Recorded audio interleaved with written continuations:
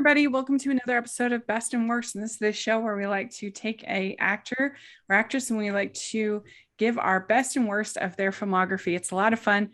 Really enjoy doing it. And I'm film critic Rich Wagner, and Ryan is here. Hey Rachel, it's great to be back with you once again to do best and worst. And today, this is a hard nut to crack because we're talking about Amy Adams and going up and down her filmography.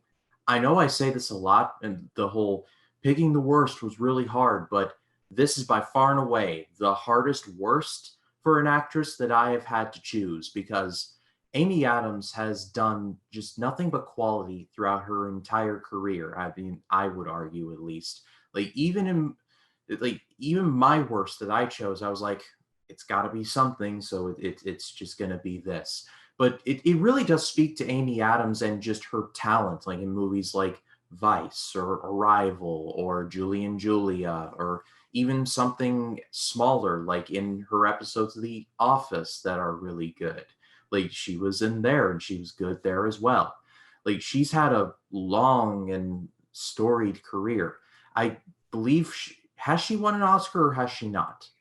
No, I think she's been That's nominated 5 times. that is a Six tragedy. times.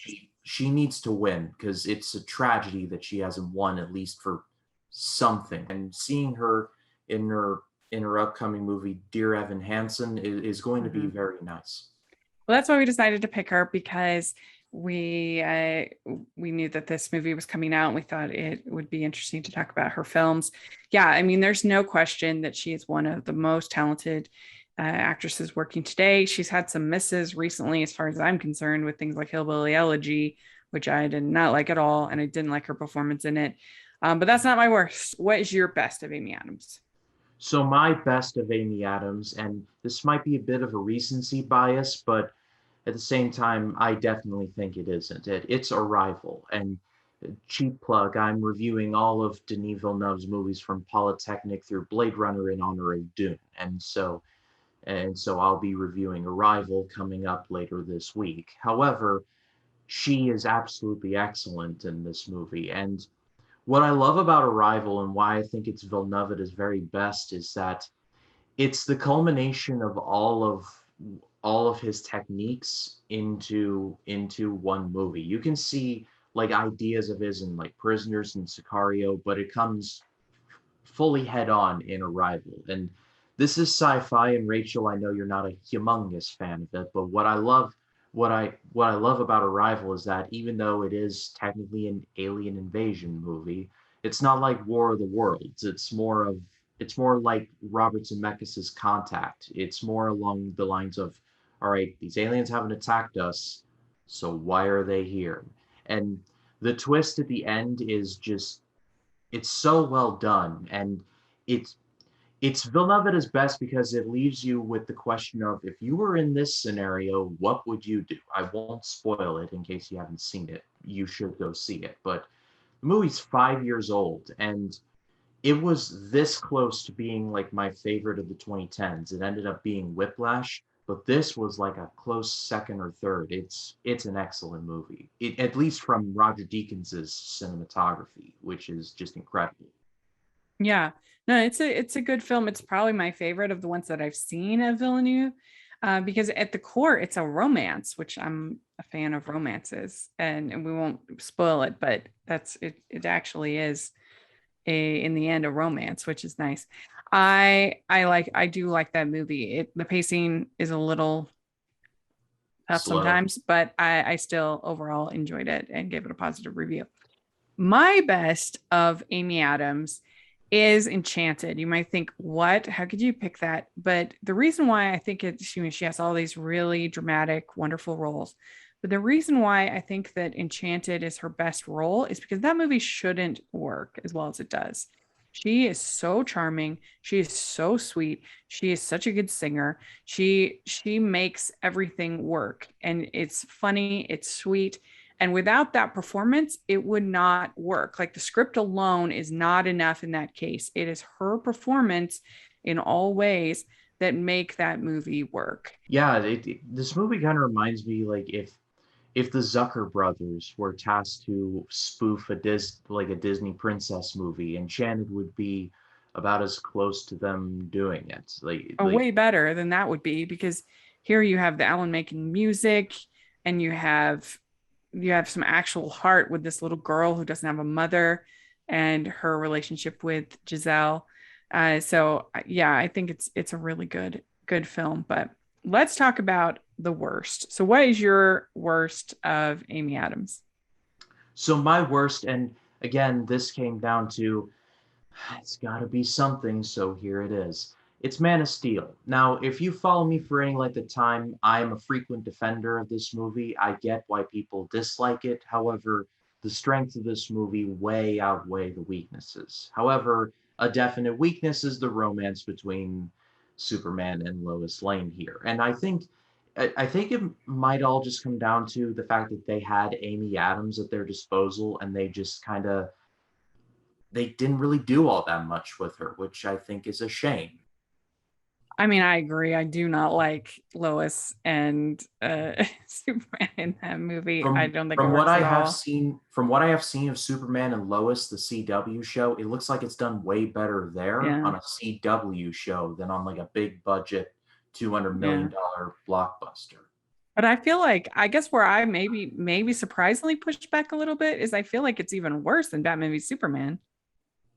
Yeah, I well, mean, she's she literally just there to like pick up stuff and move things to around. And hold the kryptonite spear. yeah, like I mean, I'm not a fan of either film personally, but if I was going to pick a worse, I think I would personally pick Batman v Superman. But that's interesting. Yeah, I think she was just kind of more just kind of there in Batman v Superman, while in Man of Steel, it's meant to establish, oh, this is the Superman lore that we're going to be having for this entire Yeah. DCEU.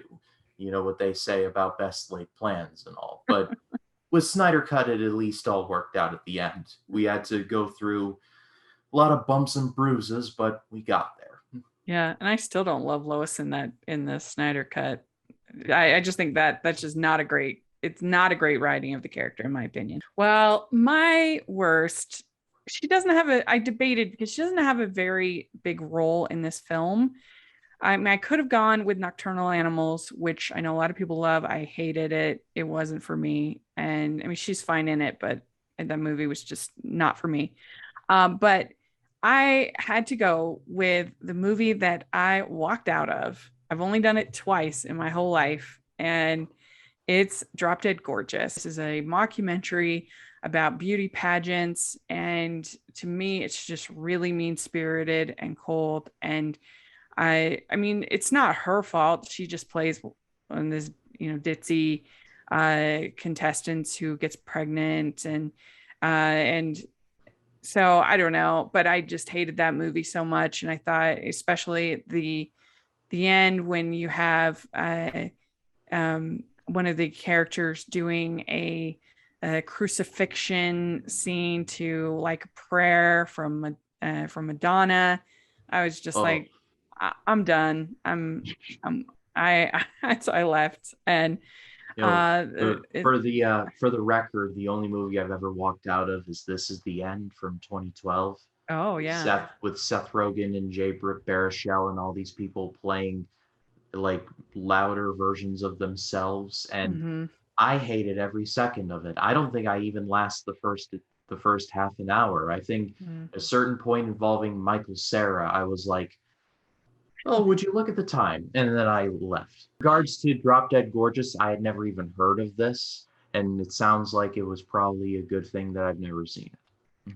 Yeah, I know a lot of people really enjoy it. They like that kind of dark humor, but it's just not for me. So I really, really disliked it. It made me, I was actually on a date when I went to see it, and I just told the date, I was like, I'm leaving.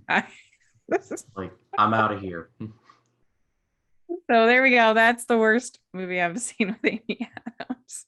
It sounds But like it's more of a guilt by association kind of thing. yeah, it probably is. But let us know what your picks would be for best and worst of Amy Adams. We'd love to hear in the comments section. Please share this video with your friends. We'd really appreciate it.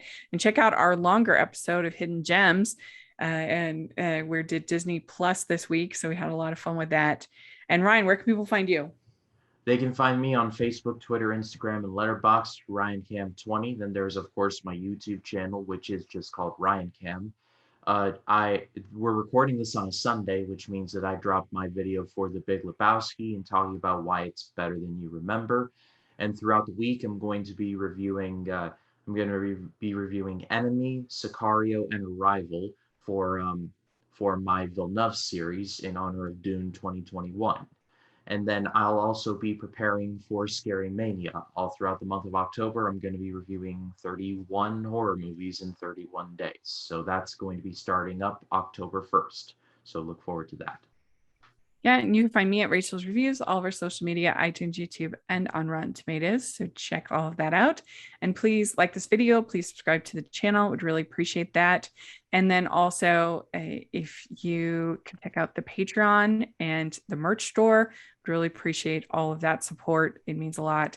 And thanks so much, everybody. We'll talk to you all later. Bye.